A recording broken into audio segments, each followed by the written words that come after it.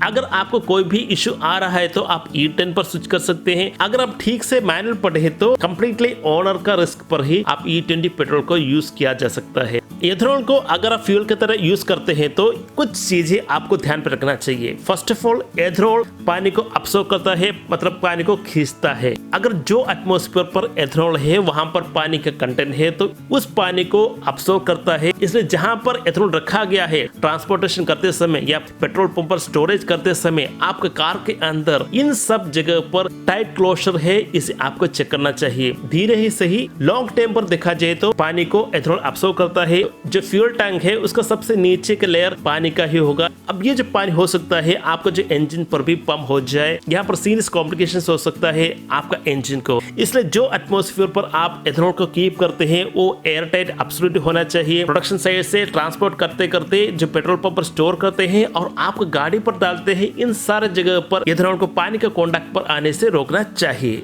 दोस्तों, दूसरा पॉइंट है एथेनॉल कोरोशन को प्रमोट करता है। अगर मेटल सरफेस के साथ इंटरेक्ट होता है तो एथेनॉल उस मेटल सरफेस को जल्द ही कोरोशन के लिए डिसेबल कर देता है, जिसके कारण जो मेटल का जो लाइफ स्पैन है वो कम हो जाता है। कोरोशन के कारण स्मॉल पार्टिकल्स इंजन पर प्रोपेगेट होता है, जिसके कारण रेडिएटर हो आपके इंजन पार्ट्स को नुकसान भी कर सकता है। नमस्कार दोस्तों, आज हम देखेंगे E20 फ्यूल के बारे में। क्या है E20? E20 मतलब जो फ्यूल आपको मिलता है उस पर 80% पेट्रोल होगा, 20% होगा एथेनॉल। जी हाँ, अगर आप पेट्रोल पंप पे जाके 1 लीटर पेट्रोल भरते हैं तो उस पर आपको 800 ml मिलेगा पेट्रोल और 200 ml मिलेगा एथेनॉल। इसे कहते हैं फ्लक्स फ्यूल, जिस पर पेट्रोल के साथ एथेनॉल मिक्स किया जाता है। अभी इंडिया पे E10 लागू हो चुका है सारे का सारे पेट्रोल पंप पर। मतलब जो पेट्रोल आपको मिलता है उस पर 10% होगा एथेनॉल और बाकी का 90% पेट्रोल आपको मिलता है। मगर ये जो टारगेट है E20 का बाय 2025 अचीव करना चाहते हैं भारत सरकार। मतलब आपको जो पेट्रोल मिलेगा उस पर 80% होगा पेट्रोल और बाकी का 20% होगा एथेनॉल। जो चीनी आप खाते हैं, शुगर, उसे फर्मेंट करने से जो बायोफ्यूल जनरेट होता है उसे कहते हैं ईथेल अल्कोहल। यही ईथेल अल्कोहल को हम कहते हैं एथेनॉल। C2H2OH इसका केमिकल नाम है। यहाँ पर शुगर ही नहीं, अन्य नेचुरली ऑकरिंग जैसे कि कॉर्न हो या पेड़ पौधे हो, इसे भी नेचुरली फर्मेंट करने से भी ईथेल अल्कोहल जनरेट होता है। तो अगर E20 या E20 प्लस को लागू किया जाता है, वाइड रेंज पर यूज किया जाता है, तो जो किसान होता है उनके लिए बहुत ही फायदा होगा,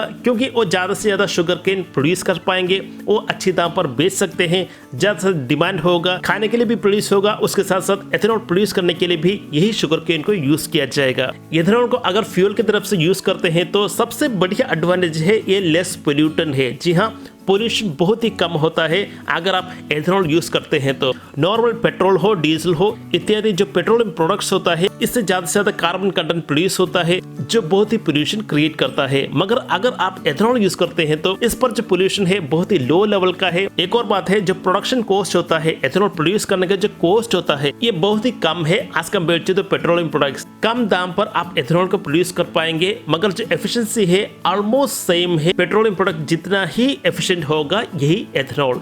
E20 फ्यूल अगर 4 व्हीलर पर यूज करते हैं तो 3 से 4% का एफिशिएंसी पर कमी ही आता है। मतलब अगर आपको अभी 60 किलोमीटर पर लीटर आपको माइलेज मिल रहा है तो ऑलमोस्ट 1.5 किलोमीटर का लेस एफिशिएंसी माइलेज आपको मिलेगा। वही हम E10 पेट्रोल को यूज करते हैं तो 6 से 7% का एफिशिएंसी का कमी दिखाता है 4 व्हीलर पर। मगर अगर आप यूज करते हैं 2 व्हीलर या 3 व्हीलर पर यूज करते हैं E10 पेट्रोल को तो 6 से 7% एफिशिएंसी पर कमी दिखाता है। इसलिए एथेनॉल एक इंपॉर्टेंट फ्यूल है जिस पर आपको low cost per almost equivalent efficient वाला फ्यूल आपको मिलता है।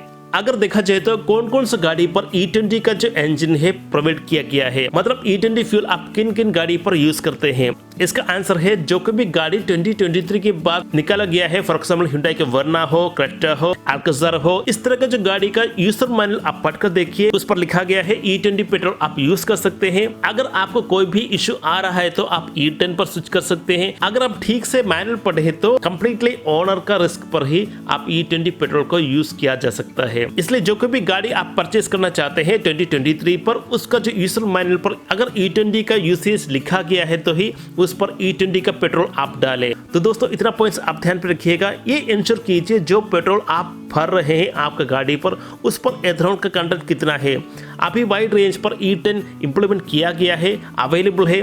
क्या जो पेट्रोल आप भर रहे हैं वो E10 कैटेगरी का है, ये पेट्रोल पंप पर जाके पूछकर क्या आपका गाड़ी E10 के लिए सूटेबल है ये भी वेरीफाई करिएगा। तो दोस्तों इस वीडियो में इतना ही। वीडियो अच्छा लगा तो लाइक करें, शेयर करें, एंड उसमें चैनल। थैंक यू, जय हिंद, वंदे मातरम।